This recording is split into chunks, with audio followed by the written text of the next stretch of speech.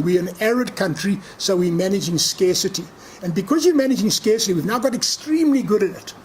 And one of the things that most people don't know is that Rand Water, which supplies all of your water here today, is the biggest bulk water service provider of its kind, not in Africa, in the world. It's a massive organization, and it was created to manage scarcity. So we're managing scarcity, and we're chasing the last drop, and we've done it by essentially using dams, but within the paradigm of scarcity, water is regarded as a stock. So a stock is an interesting concept, because that is a stock of water, and when it's finished, it's gone, it's over. I would suggest to you that the day zero crisis in Cape Town has taken us to the point where we can no longer go any further with our paradigm of scarcity. And in fact, the final phase of the paradigm of scarcity is water conservation demand management, where you've got to force the citizens to squeeze every last drop out. Don't take a shower every day, wash your hair once a week. That's the last bit of water we're going to get out. And the political backlash coming from that is of such a magnitude that I believe it's going to fundamentally change the architecture of governance of water in the very, very near future. That's my personal belief. It's an opinion, not a fact yet, it's an opinion. So what we need to do instead now is to reach out and understand the physics and chemistry of water better. We've now got some of the top brains in the world, thousands of them working on it. We understand the physics and chemistry of water, I would say collectively, very well. And water is not a stock. Simple as that. Water is not a stock. Water is a flux. A flux moves in time and space. Water is not a finite resource. It is an infinitely renewable resource. We actually don't have a water problem. We have a pollution problem, or a salt problem, or we have a problem about water at the wrong time, the wrong place, too far, too dirty. That's the problem. So we must reframe the problem. And we need this new paradigm of abundance. And this new paradigm of abundance, I think, is something that's quite exciting, because I would like to suggest that this new paradigm of abundance has the potential to literally become the Marshall Plan for South Africa, to kickstart our economy that is so badly damaged. We are on our knees economically. And part of the problem is our water, energy, food constraints, but the other part of the problem is the political malaise in which we find ourselves in. So let me just quickly home in on this new paradigm of abundance. The new paradigm of abundance is based on the assumption, we know factually, technically, water is a flux, moves in time and space, therefore it is infinitely renewable. So it stands like all good things on three legs. Anything on three legs is solid. So the three legs on which this stands is the following. Leg number one, the low-hanging fruit, the recovery of water from waste. And it's interesting that where we are today, I'm told we're right next to a sewage works. Now, here you have the recovery of water from waste. Quite amazing, okay?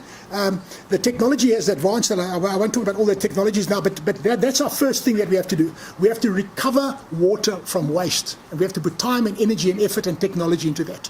The second thing that we have to do is we have to remove salt where it's relevant. Now, where salt is relevant in South Africa is two places. The mining areas, either the coal fields of Mpumalanga or the gold fields, where we are here today, where we've got significant sums of volumes of water, all of which are polluted in some way, either by sulfate, acidic water, high levels of salt, and we have to desalinate that water. Just one of the mining basins in the Witwatersrand produces 120 megalitres of water per day. 120 million litres of highly saline water per day, right on our doorstep here. At the moment, that water is going into our rivers, it's causing a buildup of salinity in the Vaal River, and for that reason, we're releasing water from the Lesotho Highlands to dilute the salinity. So that's the second leg. We've got to look at the desalinization of water where appropriate, where the economics dictate, at the scale and magnitude that makes it economically viable. And then the third thing that we have to look at is sorry, I've lost my train of thought here. Yes, the third thing that we have to look at is the conjunctive use of groundwater. Now, in Cape Town, they've jumped into the deep end and they've just gone groundwater. Groundwater is a viable resource if you understand the animal. So when you talk about conjunctive use of groundwater, you talk about the use of groundwater like an overdraft facility in your bank. When you need it, you've got a little crisis in your hands, you need a facility, Mr. Bank Manager, here's an overdraft, but you've got to pay it back. You've got to pay it back with interest, okay? If you don't, you're not going to lose the facility. So we've got to look at the conjunctive use of groundwater, where in times of crisis we draw it down, but in the good years we recharge it and put it back. Because under conditions of climate change, our big problem is not so much that we're getting less water, it's the fact that we're losing more to evaporation. Val Dam loses more water to evaporation 11 months of the year than flows in under natural conditions. This is an important fact to know. So, in summary, where this new paradigm of abundance takes us, I believe, is into an exciting place where you've got a policy reform, because we've got to have policy certainty. Right now we don't have policy certainty at all. But policy certainty enables technology and capital to come into the space. So if we get into this whole idea of the marrying up of technology and capital to unlock this value of the water as a flux, I can tell you without any fear of contradiction, in the last 6 months I've sat in I don't know how many high-level investors' meetings. One investor said, here's 2 billion rand you can have tomorrow if you can bring me a bankable water project. Another fund I'm involved in right now is looking at raising 10 billion rand with an upper ceiling of possibly 100 billion rand. I was recently at a big law firm in Johannesburg where they had an investor conference, and all of the major banks, every single one without exception, was there, and they all said that they had large sums of capital, but they didn't have bankable projects. So capital, I can tell you, is not a problem. Capital is not a problem. There's a lot of capital. Capital will flow to something of value and something where there's policy certainty, okay? So capital is not a problem. And I can also tell you, in my position, I don't know how many people write me an email every day, and they've got some weird and wonderful idea, or some good ideas, some bad ideas, some strange ideas, but there's not a shortage of technologies and ideas. There's an infinite number of ideas and technologies out there.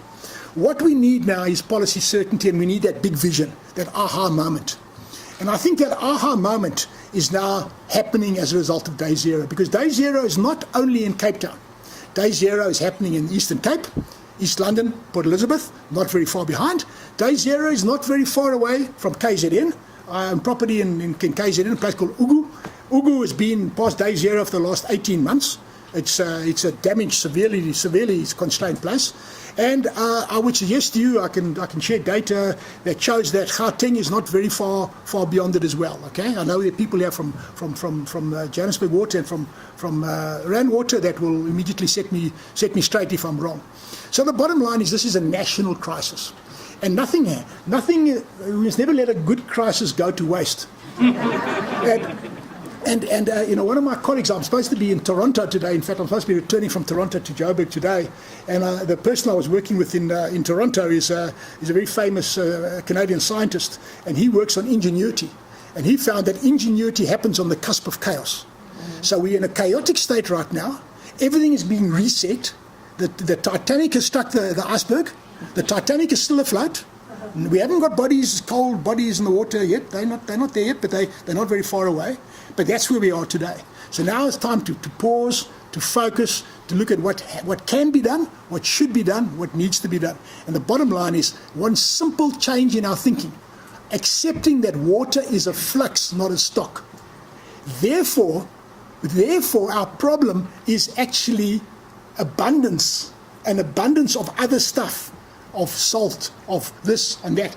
Is if we do this, we are quite capable of making Cape Town probably the world-leading city again in resilience, in completely decoupling it from the climate. Because ultimately you can squeeze as much water as you want to out of the ground and out of the little rivers they got there, and you're always going to be constrained. But you've got a limitless resource around the coast. But you've now got to do it not in Mickey Mouse little small package plants that are purposely designed to make the cost 40 rand plus per cubic meter.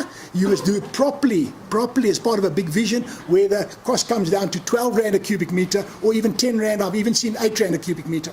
Now we're talking about abundance, and thank you with that, I'll wrap up.